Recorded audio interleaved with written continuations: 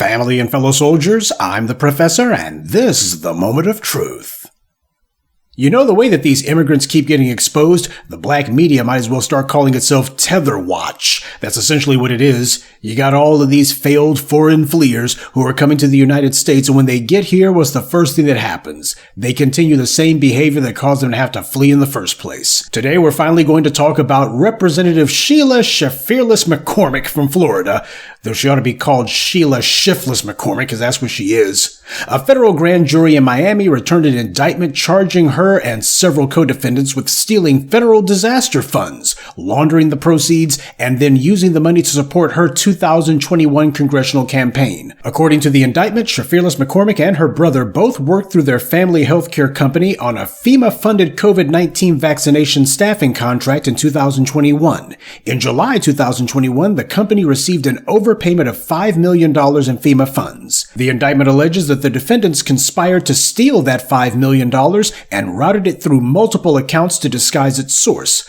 Prosecutors allege that a substantial portion of the misappropriated funds was used as candidate contributions to Cherfilus-McCormick's 2021 congressional campaign and for the personal benefit of the defendants. The indictment further alleges that Cherfilus-McCormick and Nadege LeBlanc arranged additional contributions using straw donors, funneling other monies from the FEMA-funded COVID-19 contract to friends and relatives who then donated to the campaign as if they were using their own money. The indictment also charges Cherfilus-McCormick and her 2021 tax preparer, David Spencer, with conspiring to file a false federal tax return. According to the indictment, they falsely claimed political spending and other personal expenses as business deductions and inflated charitable contributions in order to reduce her tax obligations. Man, we got the trifecta here, don't we? Accused of stealing federal funds, also accused of roping in other people into the scheme to use them as straw donors, and tax fraud on top of that. Yeah, you just can't beat it. Now, the thing to remember about federal indictments is that if they're bringing them against you,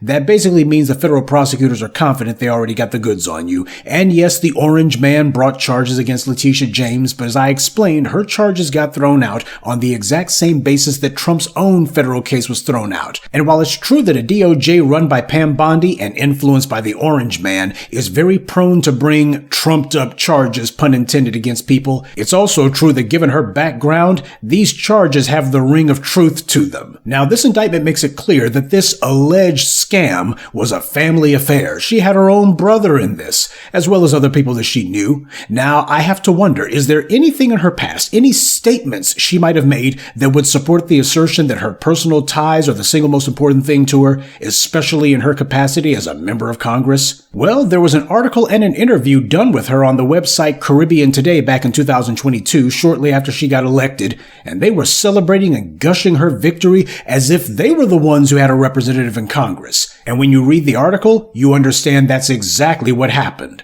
They went ahead and mentioned that she was born in Brooklyn, New York to Haitian parents, and she's a first-generation Haitian-American, and they said she's going to be the voice of a large and still growing Caribbean community in South Florida, and Cherfilus-McCormick identifies completely with them. That's what they wrote.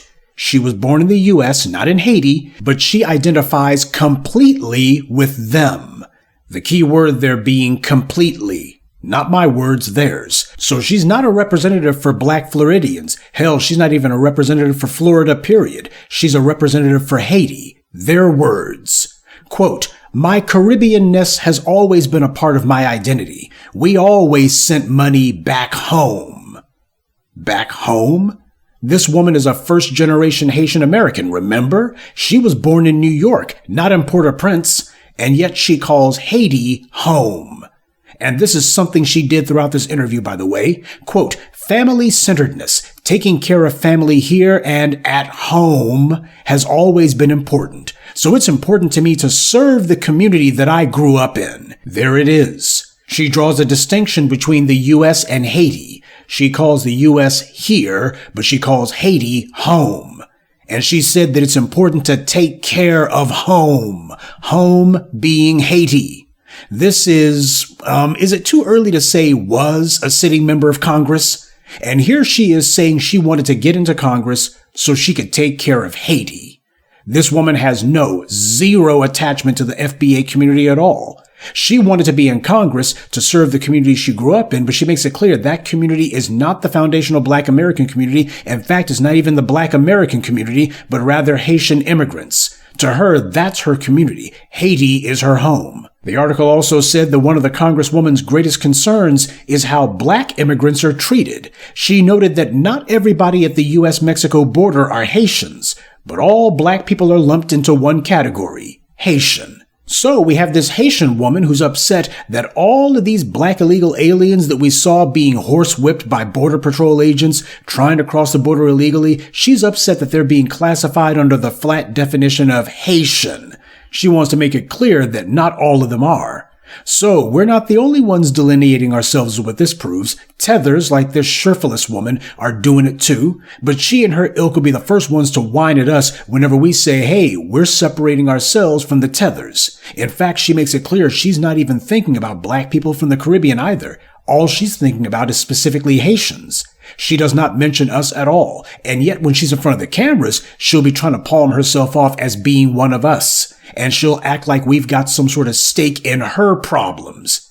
Haiti is her home. That's what she said. That's who she came to D.C. to represent, her words. And now that her butt's in a crack, that's who she needs to go to. She's so proud of being Haitian. She calls Haiti home even though she wasn't born there. She draws a distinction between Haitian and Black. So now that she's in hot water, she's to be referred to as Haitian, just as she wanted to be. We're not going to let her call herself Black. She herself said she had a problem with the fact that all of those Black illegals were being called Haitian. She wanted specificity. So do we. And sure, you'll have the foreign flags and tethers who will try to say, well, you know, there's immigrants from other groups come to the U.S. and they's identifies themselves by their home country. Yeah, but what they don't do is they don't come to the U.S. to try to supplant, undermine, or otherwise replace those very same groups who are already in the U.S. Asian immigrants don't come here with the intention that they're going to be undermining the Asian-American community. That's what tethers do. Now, the article goes on to say right now visas are being handed out so we can actually bring in some people from the Caribbean to work in the United States, especially in South Florida, she said. Interesting wording. Visas are being handed out. That's what she said. Visas are being handed out. Yeah, like so much government cheese. That tells you exactly what Biden's State Department was doing, just handing the visas out. And even the tethers knew it. She went on to say, we have to ensure that our community is aware of these visas because they are allocated per country. So, like all tethers, the only issue on her mind is immigration. She shares absolutely no common ground with us. We don't have any issues in common with the tether. Her mind is on home and getting as many of them here as possible. And what will they do? She's already said it. This is all about getting them into positions so that they can go ahead and entrench themselves at someone else's expense. And they're going to become cogs in white supremacy's machine. And just in case you think that when she says our community that maybe she's talking about other Caribbean groups too, she made sure to specify exactly who she was talking about. Quote, this is one of the first times that Haiti is included. Jamaica has always been included, but now there are more Caribbean islands. So she draws a distinction between Haiti and Jamaica, and that her community, Haiti, was being included for the very first time. She wanted to capitalize on that by getting as many visas for Haitians as possible. This is what was going on in 2022. This was when Biden was president. They had Karine Stank-Pierre as White House spokeswoman. She's also Haitian-American, and so is Ashley Etienne, who also worked in Kamala Harris's basement doing stationery or something. This was what the Biden White House was prioritizing during his administration, putting tethers in office so that they can be better positioned to rip off the taxpayer dollars and to go ahead and hand out visas to others. This is precisely the reason that we have to separate ourselves from opportunists like this Cherfilus creep. This crap is the kind of divisive garbage that they practice at home. They do all this fork-tongued, two-faced backstabbing. Everybody's an opportunist. Everybody's screwing each other over. It's all about getting over on somebody and being shameless about it. They don't have a loyalty system. That's the problem. And they brought that exact same chaos here, and they've been pulling this same mess against us for generations now. This woman didn't come here to build. She came here to take. And predictably, she wound up knee-deep in trouble. And it's important to know that this woman had a so-called health care company. Now, we got tethers and foreign flags who are always telling us all the time, we are so successful, more than you FBAs. We go from rags to riches in 1 generation. Well, now we're getting confirmation of how they've been doing it the whole time. White power has floated untold millions of dollars to immigrants through banks and government programs. And as we've seen with the Somalians and now with this Haitian Congresswoman, many of them have been stealing money from the government. And this is what we're told is success. They've been handed every opportunity there is, and they know it. The same way their corrupt leaders back home rip the people off and then blame their own impoverished citizens for being poor while the Haitian elites are living it up, these tethers come to the U.S. and practice the exact same duplicity. This woman didn't come here to run a business. She came here to run a hustle. She came here to run a finesse. And the fact that white society, specifically these white politicians, have turned on them so quickly, and now they're going hard on them, that proves that they knew from the very beginning exactly what it was. After all, up until Trump came on the scene, the white right had been saying that immigrants are more likely to start businesses than native-born Americans, so America needs to let in more immigrants. That's what the white right had been saying until Trump came along. And now, though, they're saying that immigrants are committing 80% of the crimes in Minneapolis and committing most of the governmental fraud. They did a 180 so fast you get whiplash listening to them. Tethers like this Cherfilus woman are agents of white supremacy. At this point, it doesn't even matter if the orange man's got the goods on her or not. This woman was part of the Congressional Black Caucus. That's why I call them the Immigrant Black Caucus, because that's what they are. And this is the reason why Black Americans are not able to get any sort of representation. Why it is that our issues never have any champions, because this woman said that her community is in Haiti, not here.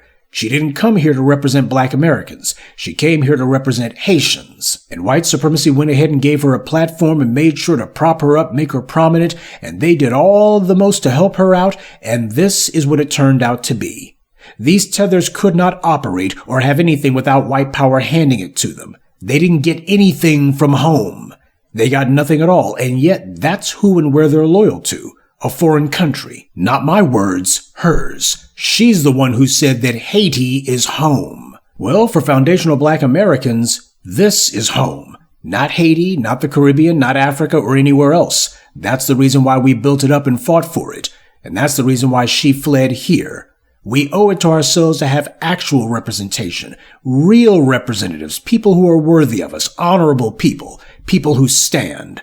Not those who run. We deserve honorable people operating in our interests, people who are actually trying to do some business, not some self-interested opportunists who are just running another scam. And you know what? To be bluntly honest, I don't care if she's innocent or not. This woman does not represent us. She doesn't represent our interests. She came here simply to undermine us, and that being the case, she needs to be out in the cold. We're not going to allow the Immigrant Black Caucus or the white media or anyone else to put forward the fraud and the lie that apparently we're standing with her or that we're supporting her. The hell we are. She's on her own. Her community is Haiti. So that's who she needs to go to. That's who she needs to look to. The same way she made sure to separate Haitian and Black and to separate Haitian and other Caribbean islands like Jamaica is the same way we need to separate her from us. We have a zero tolerance policy for charlatans like this because we understand better than anyone that no matter how much money this person allegedly ripped off the federal government for, we've had more than enough of our community always being the ones expected